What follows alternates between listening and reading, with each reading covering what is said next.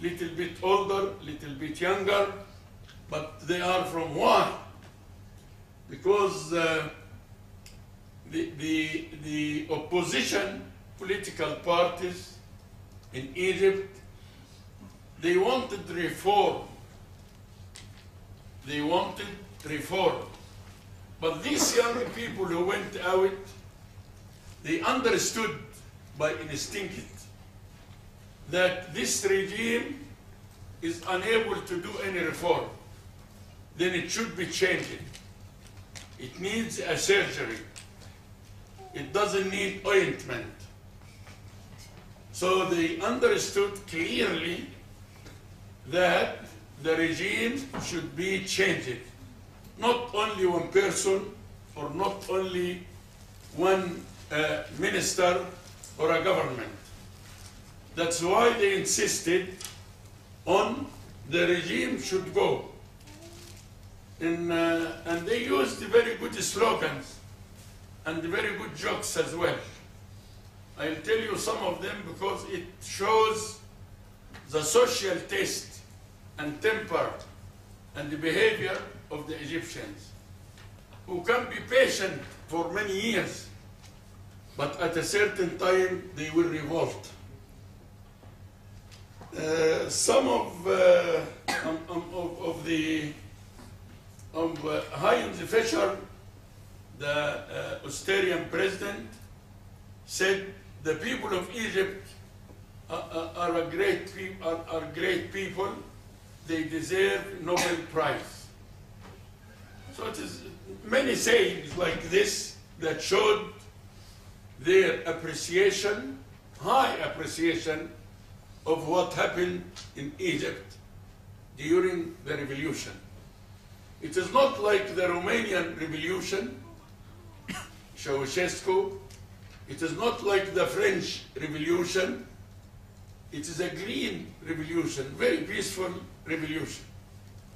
But some of the jokes, I'll tell you, when Mubarak did not resign in the first week or second week, a young man who was waiting with his wife for 18 days. You can imagine, families are waiting there 18 days. Sometimes 2 million or 3 million in one place, eating, drinking, praying. It's very, very astonishing. So they made places for themselves, for prayers, places for eating, places for toileting, places for shower, everything they did. Very peaceful. So someone whose wife was expected to deliver, one day before she was expected to deliver, and she is there, made a slogan and said, "Mubarak, go.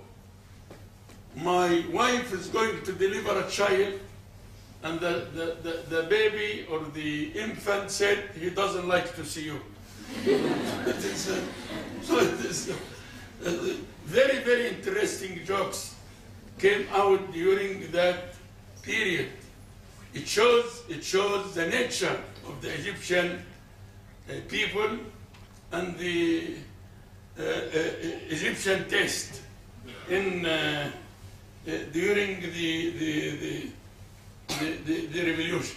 Barack Obama, the president, American president, said in one of his speeches, "We have to train our young people and our children to be like the Egyptian youth."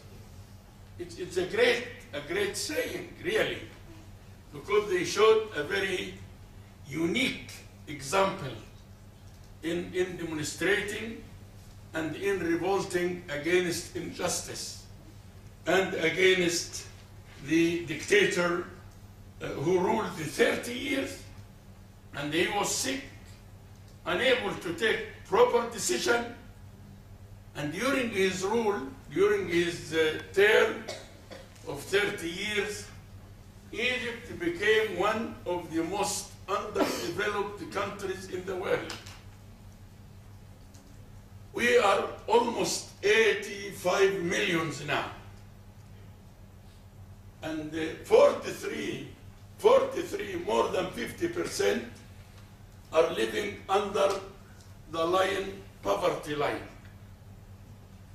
And for the first time in history, during Mubarak time, more than 2 million or 3 are living in graveyards, eating, drinking, marrying, delivering in graveyards with the dead people.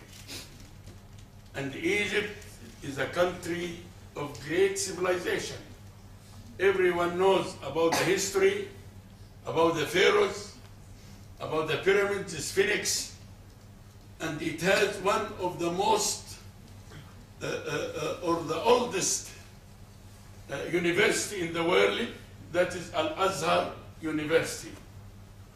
Al-Azhar University. But it didn't graduate skilled research workers. And the intelligent people during the time of Mubarak, they went into the brain drain. That means many of them are in England. I am sure you heard about, especially those who are students of medicine, should have heard about Majdi Yaqub, one of the best surgeons of heart in the world. Or we can say the best in England, Majdi Yaqub. And you might have heard about Ahmad Zewail, who is a Nobel laureate 2 years ago, and he tried to do any reform in Egypt, in education, in curricula, but he failed and no one listened to him. You might have heard about Farouk El-Baz, a geologist in NASA in America.